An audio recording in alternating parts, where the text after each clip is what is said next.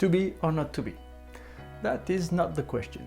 In our today's lesson, the question would be to be or to have. So in this video, we are going to talk about 5 common mix-ups between to be and to have.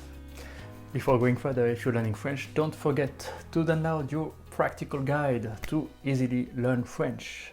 Hello everyone, my name is Raouf. I've been teaching French since 2014, and let's start with the first common mistake. The age. In English, when you're 30, for example, you would say, I am 30. So in English, you use the verb to be. That's why that might be not natural at all for you, but in French, we say, I have 30. J'ai 30 ans. J'ai 30 ans, for example. And don't pronounce the last S when you say en. J'ai 30 ans. Avoir faim and avoir soif. To be hungry, to be thirsty. Now we are talking about food and about drinks. Very important topic. So you better not to make mistakes for this one. In English it's the same. We say I am hungry, I am thirsty. But in French you say I have hungry, I have thirsty. So j'ai faim and j'ai soif.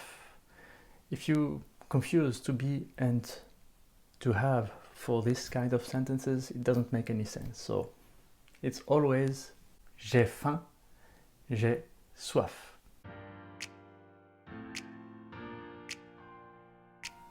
Chaud, froid. Chaud means hot and froid means cold. In French you can say je suis froid, but also j'ai froid. But if you are cold, in English you use the verb to be. But in French you would say I have cold, j'ai froid. If you say je suis froid in French with the verb to be, it means that you're a cold person, and that is probably not what you want to say. So if you are cold, j'ai froid. And the same for being hot. J'ai chaud. J'ai chaud. If you say je suis chaud, it can have many meanings, and one of these meanings has a sexual connotation, so you better avoid this one. Avoir sommeil. To be sleepy. J'ai sommeil. J'ai sommeil. Here again, in English you say I am sleepy, but in French I have sleepy. J'ai sommeil.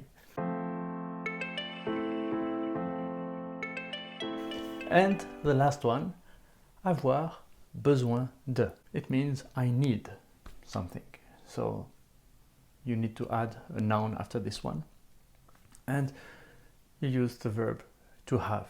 That's all for our today's lesson. If you want to practice with self-correcting activities, click on the link below and let me know in the comments if you already confused one of the 5 forms I just mentioned. If you like this video, don't hesitate to like, share and subscribe. That will be the best way to encourage my work. And see you next week. À la semaine prochaine.